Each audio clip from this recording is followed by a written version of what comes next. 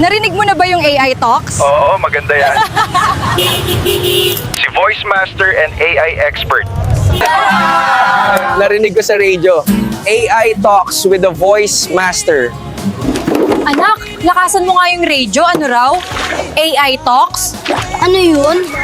Oy, Mare. Narinig mo na? May AI Talks daw sa Radyo Pilipinas. Narinig nyo ba ang AI Talks with the Voice Master? Sis, nakita mo sa feed, AI Talks with the Voice Master live sa Radio Pilipinas. Talaga? Wala naman akong alam tungkol sa AI na yan. Ako rin eh. Ano ba yung AI Talks na yan?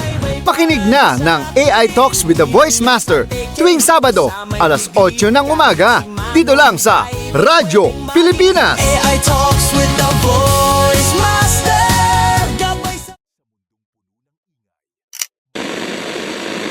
Welcome to the AI Talks with the Voice Master. Mula sa puso ng bayan hanggang sa dulo ng keyboard ng masa. Ito ang unang radyo at podcast show para sa AI ng mga ordinaryong Pilipino.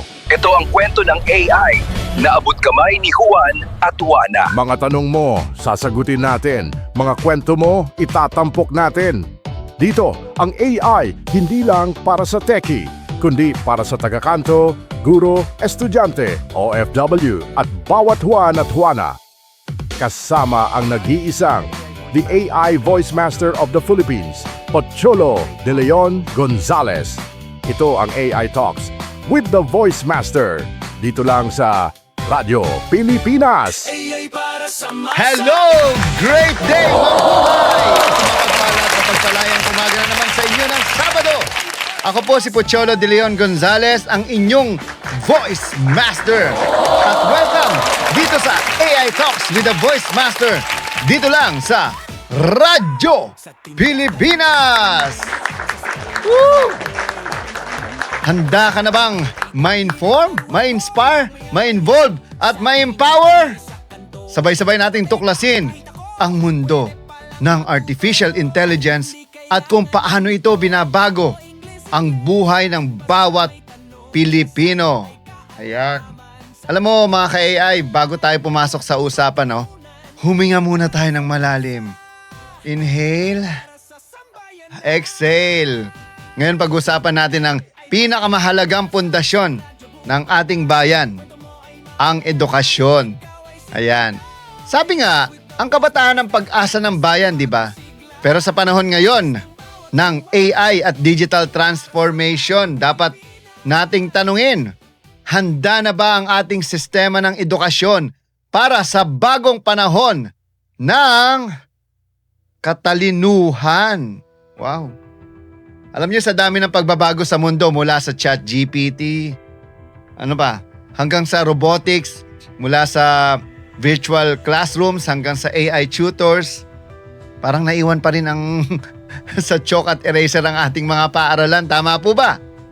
Marami sa ating mga estudyante marunong gumamit ng cellphone, pero hindi marunong gumamit ng teknolohiya para sa kinabukasan.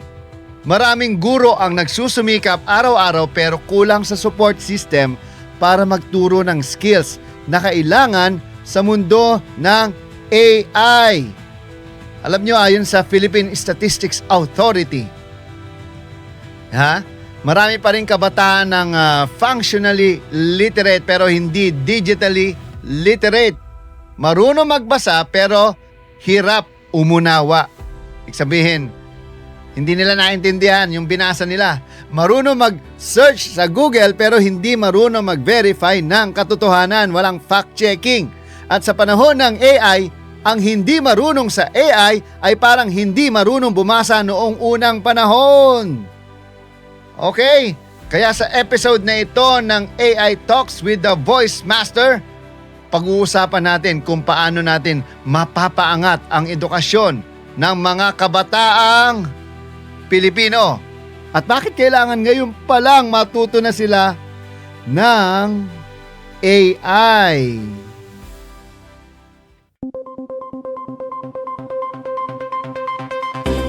This is the AI Talks with the Voice Master.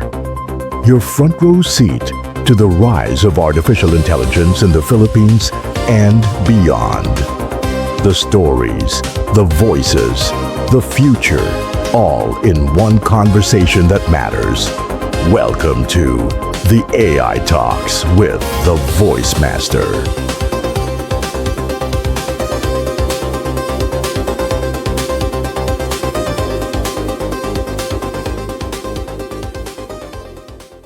Okay, ang katotohanan, AI illiteracy sa kabataan, mga ka-AI.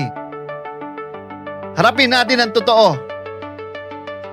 Ang Pilipinas ay nahuhuli sa digital revolution. Ayon nga sa report, 63% ng mga estudyante ay gumagamit na ng AI chatbots para gumawa ng text, mag-translate o magpaliwanag ng concepts. Alam niyo, maganda sana pero karamihan ay hindi alam kung paano gamitin ito ng tama. Ito ang tinatawag nating AI illiteracy. Marunong gumamit pero hindi marunong umunawa. Alam niyo, yung DepEd at Microsoft ay may mga proyekto na gaya ng e-care at AI reading tools, pero karamihan sa mga paaralan, lalo na sa probinsya, ay hindi pa handa.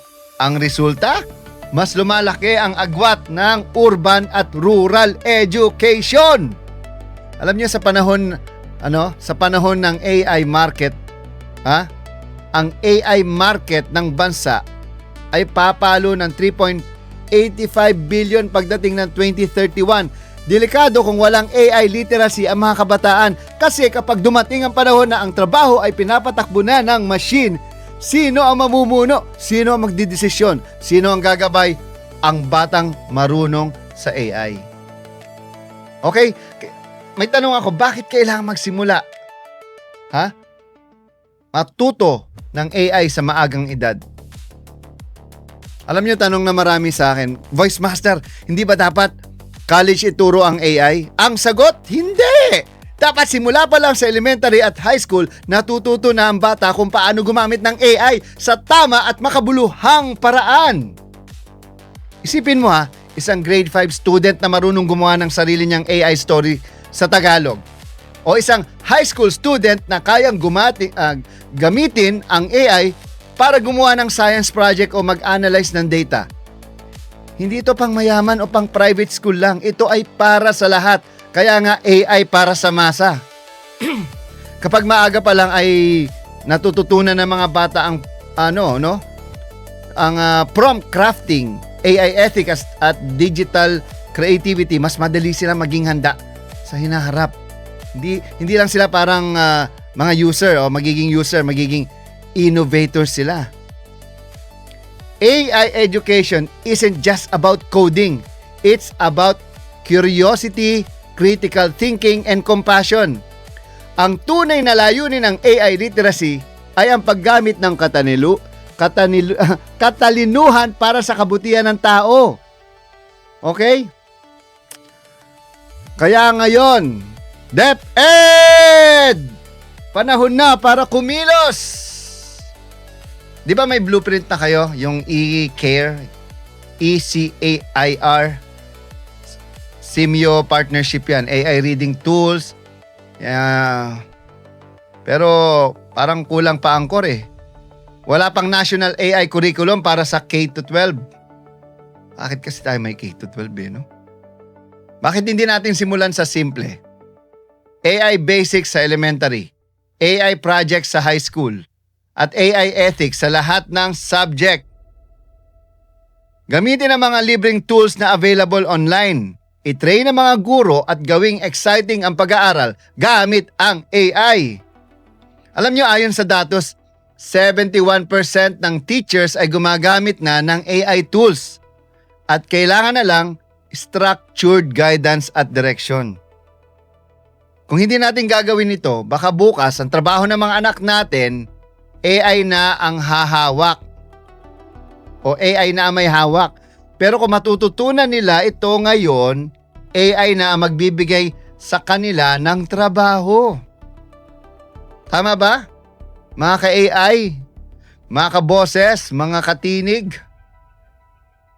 Okay? At syempre mga ka-AI, hindi tayo nag-iisa sa laban na ito. Narito ang AI Education PH na ako ang nag-found ang pinakamalaking movement sa bansa para sa AI literacy. Alam niyo kung bakit? Itong programa na ito ay parte ng AI Education PH. Nakakarating ang program natin sa milyong-milyong mga kababayan natin through Radyo Pilipinas, syempre. Layunin nitong gawing AI literate ang lahat ng Pilipino by 2030. Nagbibigay kami ng free training, AI modules, teacher workshop at syempre book camps mula Luzon hanggang Mindanao. Kasama dito ang mga proyekto tulad ng AI for Teachers, AI for Students at AI Literary Roadshow.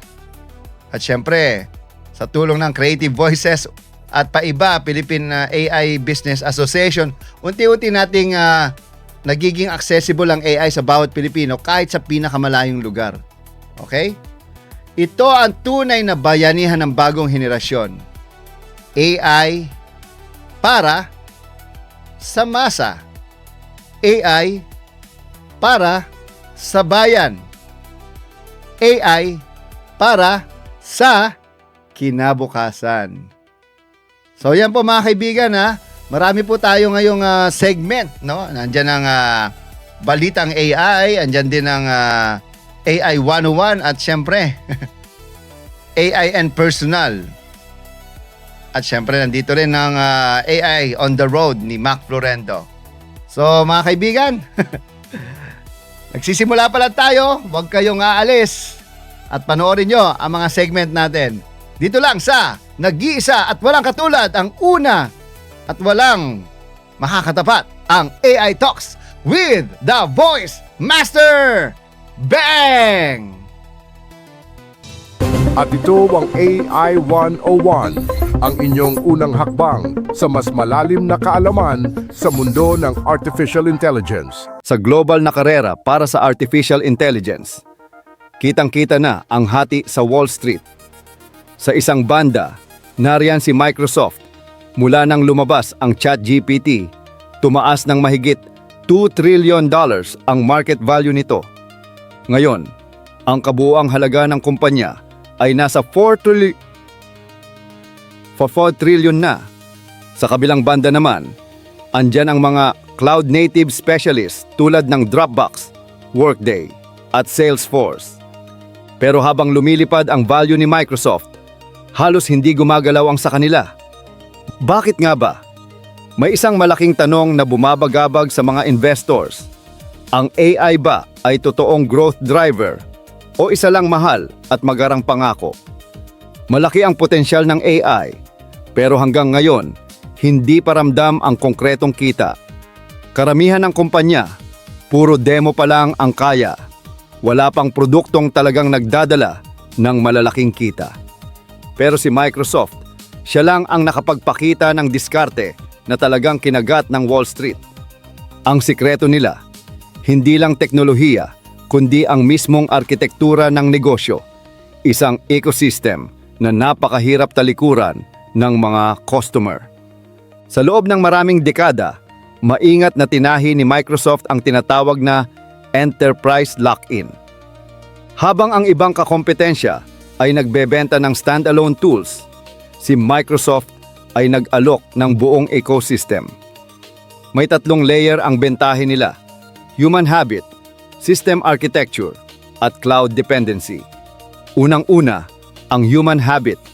Halos lahat ng tao, mula estudyante hanggang profesional, ay nasanay na sa Microsoft Office. Para sa mga kumpanya, ang Word, PowerPoint, at lalo na ang Excel ay hindi na basta-basta tools. Naging bahagi na ito ng kanilang operasyon. Sa finance departments, umiikot ang mundo sa Excel.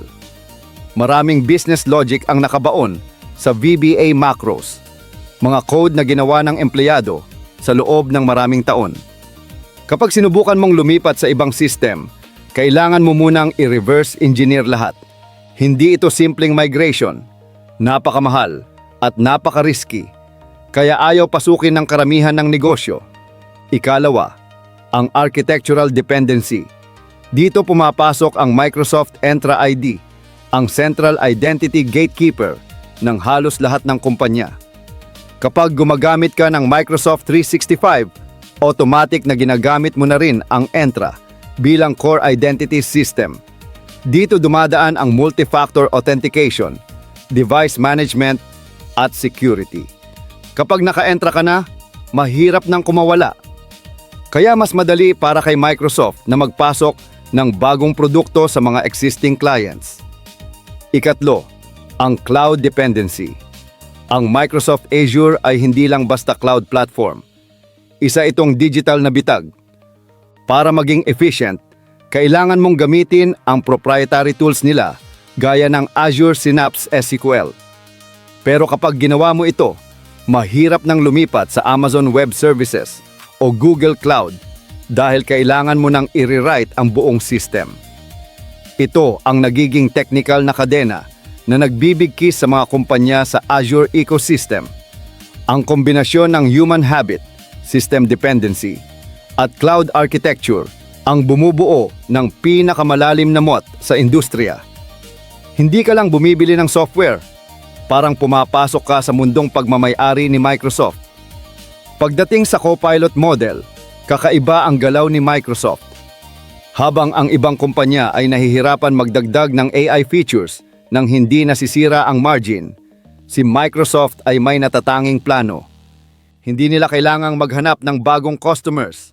May higit 400 milyong paid seats na sila sa Microsoft 365. Doon nila inilagay ang Copilot, isang AI assistant na naka-embed mismo sa mga tools na araw-araw ginagamit ng milyon-milyong empleyado. May dagdag presyo ang access dito, $30 kada user bawat buwan. Kapag lahat ng seats ay nag-upgrade, abot ito ng mahigit 144 billion kada taon. At dahil integrated ito sa existing workflows, hindi na ito kailangang ibenta bilang bagong produkto, kundi bilang necessary upgrade. Napatunayan na ni Microsoft ang modelong ito sa GitHub Copilot. Noong binili nila ang GitHub sa halagang $7.5 billion, hindi pa ito kumikita ng malaki. Pero ngayon, mas malaki na ang kita ng GitHub Copilot kaysa sa buong GitHub noon. Ibig sabihin, handang magbayad ang mga professional ng recurring premium para sa embedded AI tools. Mabilis ang resulta. Ayon kay CEO Satya Nadella, mas mabilis pa ang pag-adapt ng Copilot kaysa sa Office E3 o E5 suites. Halos 70% ng Fortune 500 companies ay gumagamit na nito. Dahil dito, lumampas na sa $13 billion ang annual revenue run rate ng AI business ni Microsoft. Kung titingnan mo ang customer journey, parang chess game ang bawat galaw ni Microsoft. Una, papasukin nila ang Microsoft 365, isang simpleng subscription. Pagkatapos, magiging sentro ng identity management ang Entra ID. Dahil dito, natural nang gumamit ng Azure para sa mga bagong system needs. Sa kalaunan, papasok ang AI upsell, si Copilot.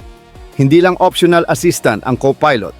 Ito ang logical next step para sa kumpanyang naka-Entra, naka-Azure, at naka-data sa OneDrive at SharePoint. Sa halagang $30 bawat user, nagiging high-margin layer ito sa ibabaw ng captive market. Habang ang ibang kumpanya ay kailangang magbenta ng bagong AI features, si Microsoft ay nagdadrop lang ng update sa ecosystem na gamit mo na. Ito ang tinatawag nilang proprietary monetization funnel, ang tunay na susi sa kanilang AI dominance. Pero hindi ibig sabihin ay wala silang problema. Tatlong malalaking risk ang hinaharap ni Microsoft. Una, ang AI capital expenditure. Plano nilang gumastos ng higit $88 billion sa isang taon para sa AI infrastructure. Katumbas ito ng 35% ng total revenue noong 2024. Kahit lumalaki ang kita, halos hindi gumagalaw ang operating margin. Ibig sabihin, kasabay ng kita, tumataas din ang gastos. Ikalawa, ang dependency sa OpenAI. Ang Copilot at iba pang AI products ng Microsoft ay heavily reliant pa rin sa OpenAI models. Pero ngayon, ayon sa mga ulat, nagiging kompetisyon na rin ang dalawang kumpanya. May tension tungkol sa IP rights at control sa partnership. Malaking risk ito dahil bilyon ang ginagastos ni Microsoft sa teknolohiyang hindi nila ganap na hawak. Ikatlo, ang regulasyon. Ang bundling strategy ni Microsoft, kung saan lahat ng produkto ay integrated, ay tinitingnan ng mga regulators bilang anti-competitive. Sa Europe, napilitan na silang ihiwalay ang Teams mula sa Office 365. Ang kaba ng mga investor, baka ito na ang simula ng sunod-sunod na unbundling na pwedeng magpahina sa ecosystem nila. May risk din sa pricing. Tumaas ng 40% ang Power BI Pro at 25% at 25% ang Teams Phone. Sabi ni Microsoft, ito ay dahil sa AI innovation, pero pwede itong magdulot ng backlash mula sa mga customers na naghahanap ng mas murang alternatibo. Para makaiwas sa backlash, nire-reframe ni Microsoft ang buong narrative. Hindi raw sila nagbebenta ng mas mahal na software, kundi ng business transformation. Sa kanilang 2025 Papasionier din 2025 Work Trend Index, ipinakilala nila ang konsepto ng frontier firm, mga organisasyong muling inayos ang sarili para gawing core capability ang AI. Ang mensahe, kung ayaw mong mapag-iwanan, kailangan mong sumabay, kahit magastos. Pagdating sa regulasyon, gumamit sila ng calculated concession. Imbes na labanan ang EU regulators, sila na mismo ang nag-unbundle ng Teams globally. Isang taktikal na hakbang para protektahan ang mas mahalagang core, ang Copilot ecosystem. Natuto sila sa karanasan noong 1990s antitrust case na mas nakakasira ang mahabang legal battle kaysa sa mismong verdict. At sa usapin ng gastos, ipinapakita nila ang ebidensya ng adoption. 70% ng Fortune 500 gumagamit na ng Copilot. May 100,000 seats na sa Barclays. At mabilis na dumarami ang mga customer na bumibili ng higit 10,000 seats bawat quarter.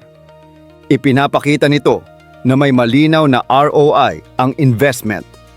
Lahat ng kilos na ito, ang marketing narrative, ang regulatory compliance, at ang financial proof, umiikot sa isang estratehiya, platform abstraction. Ang ideya, hindi na lang bawat produkto ang mahalaga, kundi ang intelligent service layer sa ibabaw ng lahat, ang Copilot layer. Hindi mo na lang binibili ang Word o Excel, binibili mo na ang Copilot, ang AI na kumokonekta sa lahat.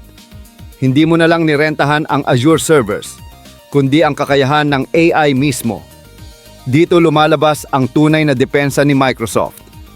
Hindi na tungkol sa individual product features ang labanan, kundi sa lakas ng buong ecosystem. Kaya kung bakit si Microsoft, isang 50-year-old na kumpanya, ang naging sagot ng Wall Street sa AI revolution, malinaw ang dahilan. Habang ang ibang kumpanya ay kailangang magbenta ng AI sa merkado, si Microsoft ay ini-install lang ito sa mga customers na hawak na nila. Habang ang iba ay kumakatok pa lang sa pinto ng bagong clients, si Microsoft ay may sariling lungsod ng users na captive sa ecosystem. At doon nila pinapaandar ang trillion-dollar machine nila. Ang $4 trillion na valuation ay hindi lang bunga ng innovation, kundi ng isang sistematikong plano para gawing bahagi ng bawat negosyo ang AI.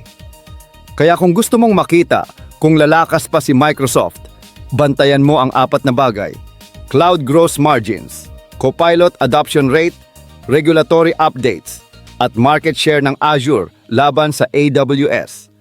Sa huli, ito ang tunay na diskarte. Hindi lang sila nagbebenta ng produkto, binabago nila kung paano gumagana ang mundo ng negosyo sa panahon ng AI. At sa labanang ito, si Microsoft pa rin ang may pinakamalaking boses, pinakamalalim na ugat, at pinakamalawak na imperyo. Ano nga ba ang hitsura ng monopolyo sa ika-21 siglo. Kalimutan mo muna ang mga klasikong antitrust cases. Iba na ang laro ngayon. Tingnan mo na lang ang pinakahuling earnings report ng Nvidia. $39 billion ang kinita nila mula lang sa core data center business. Para may idea ka, mas malaki pa ito ng higit 10 beses kumpara sa kinita ng AMD sa parehong segment.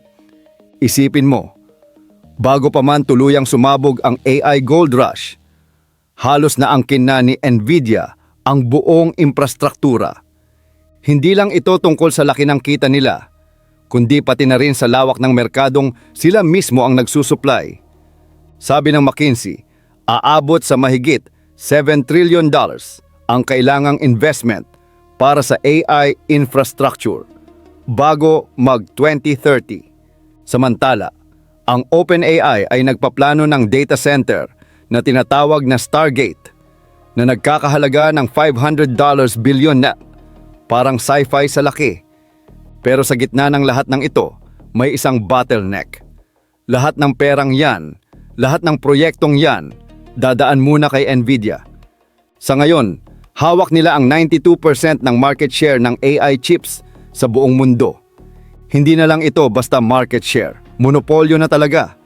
Kaya't lahat ng pinakamalalaking kumpanya sa planeta, willing magbayad ng kahit magkano, basta makapasok sa Nvidia ecosystem. Pero gaya ng anumang napakamahal na party, darating ang oras na may gustong magtayo ng sarili nilang mas murang kasiyahan sa tabi. Diyan, magsisimula ang hamon kay Nvidia. Muling magbabalik ang The AI Talks with the Voice Master. Huwag kayong aalis, babalik kami.